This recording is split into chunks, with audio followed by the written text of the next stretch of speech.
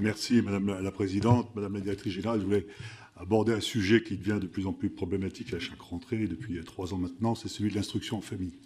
La loi du 24 août 2021, qui conforte le respect des principes de la République, a fait passer donc d'un régime de déclaration à un régime d'autorisation qui restreint donc les libertés, et avec un souci qui était la lutte contre le séparatisme, et principalement contre l'islamisme radical. Alors quel résultat avec ce nouveau régime d'autorisation dans la lutte contre le séparatisme? Ça sera intéressant de savoir si effectivement on a des résultats, mais il y a surtout les effets collatéraux, les dommages collatéraux pour toutes les familles qui ne demandaient rien et qui se retrouvent aujourd'hui qui se heurtent à l'arbitraire des services académiques dans l'octroi des autorisations, avec des conséquences désastreuses. Des fratries sont séparées, des enfants à besoins particuliers se retrouvent en difficulté scolaire, etc. Et on a tous, je suis sûr, dans nos circonscriptions, des témoignages comme ceux-là. On sait que l'instruction des dossiers est variable d'un département à l'autre, notamment sur l'application du 4e critère prévu à l'article 49 de la loi sur les principes de la République, qui prévoit donc la possibilité, en cas de situation propre à l'enfant, motivant le projet éducatif. Et pourtant, le Conseil constitutionnel avait fait une réserve d'interprétation qui permettait de s'appuyer uniquement sur le projet pédagogique, et la situation propre de l'enfant n'avait pas été précisée par les parents. Donc, est-ce qu'on va avoir enfin une application un peu plus souple de ce texte? Je vous remercie. Sur l'IEF, vous interrogiez sur les résultats. Nous avons des résultats par rapport aux objectifs qui avaient été portés, c'est-à-dire de réduire notamment la très forte hausse qu'il y avait eu après le Covid. Nous étions en 2018-2019 à 35 000 élèves en instruction en famille. Nous sommes passés à 72 000 élèves à la sortie du Covid et revenus aujourd'hui à 35 000 élèves. C'est un point important parce que je crois que nous retrouvons l'étiage habituel des choix que les familles ont toujours fait ou ont traditionnellement fait d'instruction en famille. Je voudrais simplement revenir aussi sur ce que vous disiez en termes de refus.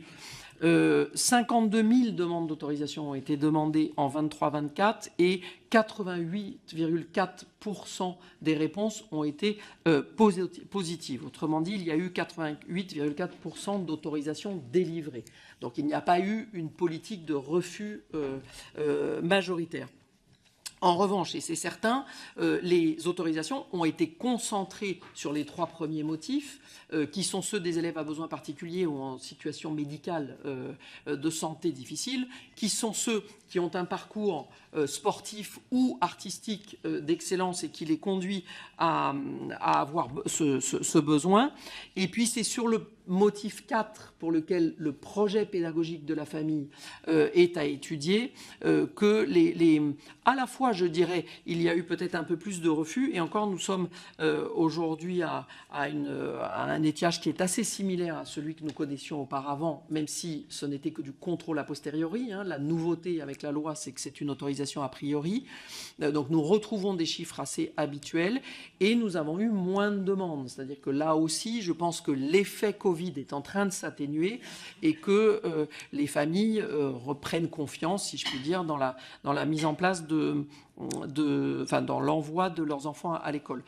Je terminerai simplement en disant que vous n'avez pas complètement tort en disant que les politiques départementales n'ont pas toujours été les mêmes, que nous avions envoyé une note de service en demandant à ce que, dans le fond, les pourcentages d'autorisation soient assez équivalentes, et les recteurs avaient pour mission d'équilibrer entre les différents départements de leur académie pour que, justement, le traitement d'un département à l'autre ne soit pas trop différent, même s'il faut tenir compte aussi du nombre de demandes, etc. Mais qu'en pourcentage d'autorisation, nous ayons quelque chose d'assez équitable sur l'ensemble du territoire. C'est donc en tout cas les objectifs nationaux. Ensuite, ou la forme de dérogation qui avait été autorisée pendant 2 ans pour ceux qui étaient déjà en instruction en famille puisse continuer, arrive à son terme. Donc c'est la première année où il n'y a plus cette dérogation automatique.